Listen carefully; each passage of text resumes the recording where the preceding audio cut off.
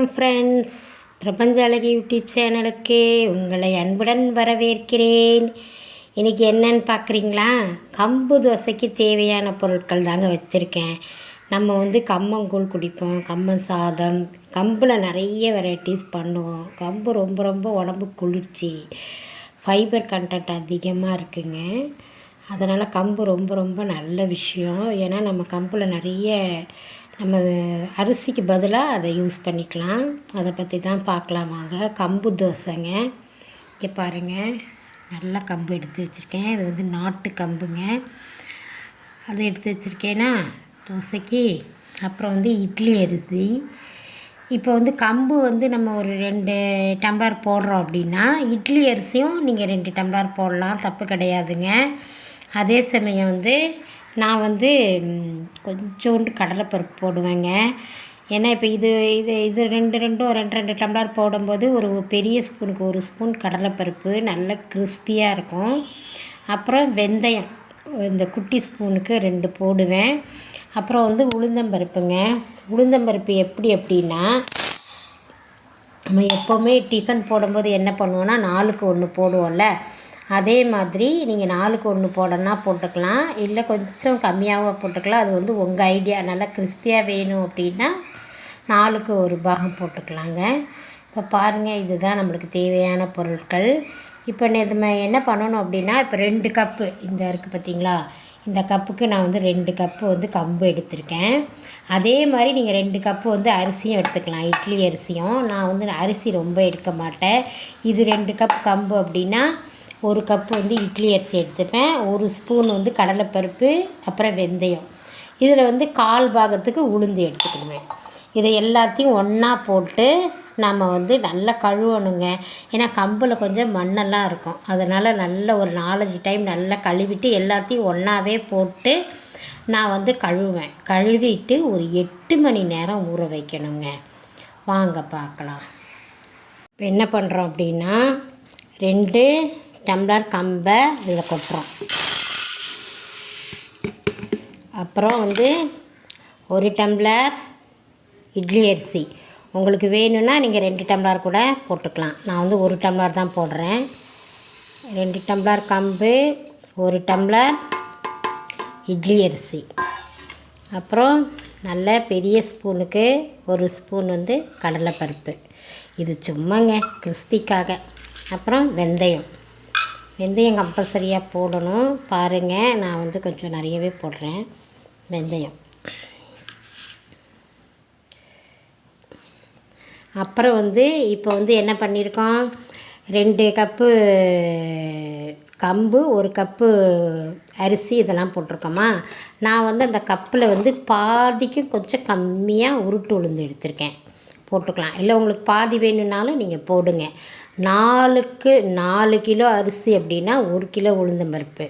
அந்த மாதிரி தான் மெஷர்மெண்ட்டு. நீங்கள் அதுக்கு தகுந்த மாதிரி போட்டுக்கோங்க. நான் இது 2 3 போட்டிருக்கிறதுனால நான் பாதிக்கும் கொஞ்சம் கம்மியாக உளுந்து போடுறேன், உருட்டு உளுந்து. இதை என்ன பண்ணணும் தெரியுமா, நல்லா கழுவணுங்க. கம்புலேருந்து மண்ணெல்லாம் இருக்கும். ஒரு 4-5 டைம் கழுவிட்டு அதுக்கப்புறம் அரிக்கணும். நல்லா கல்லெல்லாம் இல்லாமல் அரிச்சிட்டு அதுக்கப்புறம் நல்ல தண்ணி ஊற்றி மூடி வச்சுருங்க. 8 மணி நேரம் ஊறணும். கழுவிட்டு காட்டுறேன். நல்லா கழுவிட்டேன். ஒரு 5-6 வாட்டி கழுவி அரைச்சிட்டேன்.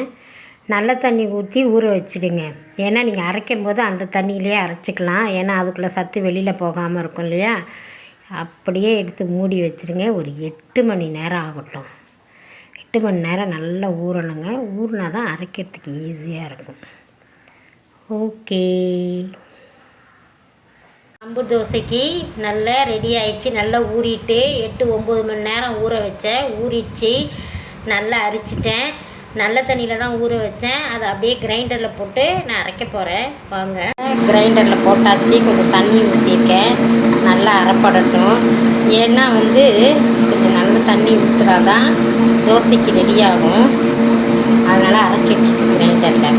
மிக்சியில் அரைக்கலாம் தான், கொஞ்சம் கொஞ்சமாக போட்டு அரைக்கணும். அதனால தான் கிரைண்டர்லேயே போட்டிருக்கேன். நல்லா அரைச்சி மாவாட்டம் கிட்ட காட்டுறேன். ஆனால் 8 மணி நேரம் கம்பல்சரியாக ஊற வச்சால் தான் நல்லா அரைப்படும். மாவு நல்லா ஓடிக்கிட்டு இருக்கு. நான் இதுலேயே உப்பு போட்டுறேன். உப்பு போட்டு அதிலே நல்லா அரைச்சிட்டோம் அப்படின்னா நம்ம கரைக்கிற வேலை இல்லை. நல்லா மாவு அரைச்சி பருப்பு மாதிரி அப்படியே எடுத்துட வேண்டியதான் ஒரு பாத்திரத்தில். உப்பு போட்டாச்சு, சூப்பராக அரைச்சி நல்லா மாவை நல்லா அரைச்சிட்டேன். இது கொஞ்சமாக இருக்கிறதுனால மிக்சியில் கூட போட்டு அரைக்கலாம், ஆனால் நான் கிரைண்டரில் அரைச்சிட்டேன். அரைச்சாச்சா, இப்போ ஒரு டப்பாவில் எடுத்து வச்சுக்கலாம். இது 8 மணி நேரம் ஊற வச்சேன். அதே மாதிரி ஒரு 8 மணி நேரம் புளிக்கட்டும். புளிச்சிட்டு தோசை ஊற்றிக்கலாம். இப்போ இது பாக்ஸில் எடுத்து வைக்கலாம். ரெடி ஆயிடுச்சு. இது புளிக்கட்டும். வெளியில் வச்சிடணும், ஃப்ரிட்ஜில் வைக்க வேண்டாம். அதே சமயம் கம்பு தோசையை ரொம்ப நாளாக வச்சு யூஸ் பண்ண முடியாது. புளித்த உடனே எடுத்து ஃப்ரிட்ஜில் வச்சுருங்க. 2-3 நாளைக்கு தான் வைக்க முடியும். ஏன்னா இது ரொம்ப புளிப்பாயிடும், சாப்பிட முடியாது.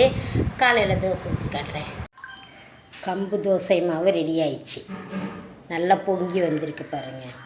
இது வெளியில் வச்சுருந்தேன். ஒரு 6-7 மணி நேரம் வெளியில் வச்சுட்டு அப்புறமா தோசை ஊற்றணும். அப்போ தான் நல்லா சாஃப்டாக வரும்.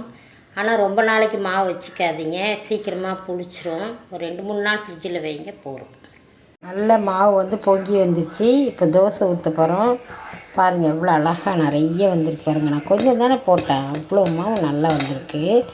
தோசை ஊற்றிட்டு இப்போ ஃப்ரிட்ஜில் வச்சுக்கலாம். இன்னும் ஒரு 3 டேஸ் யூஸ் பண்ணலாம். அதுக்கு மேலே யூஸ் பண்ணக்கூடாது, புளிப்பாயிடும். தோசை சாஃப்டாக வருது. ஒரு 2-3 தோசை ஊற்றிட்டேன். அதுக்கப்புறம் நான் இப்போ கொஞ்சம் தடியாக ஊற்றிருக்கேன். எனக்கு ரொம்ப மெலிசாக சாப்பிட்டா பிடிக்காது. தோசை ரெடி, எடுத்துகிட்டு வரேன். வெயிட் பண்ணுங்கள், எல்லோரும் சாப்பிட்லாம். சுவையான சூப்பரான கம்பு தோசை ரெடி. தொட்டுக்கிறதுக்கு சாம்பார் வச்சுருக்கேன். நீங்கள் கார சட்னி, தேங்காய் சட்னி, எனி சட்னி உங்களுக்கு என்ன பிடிக்குமோ அதை வச்சுக்கோங்க. சுவையான ஹெல்த்தியான கம்பு தோசை ரெடி. எங்கள் சேனலை சப்ஸ்கிரைப் பண்ணுங்கள், ஷேர் பண்ணுங்கள், கமெண்ட் பண்ணுங்கள். பிரபஞ்சத்திற்கு நன்றி. எல்லோரும் சாப்பிட வாங்க. தேங்க்யூ.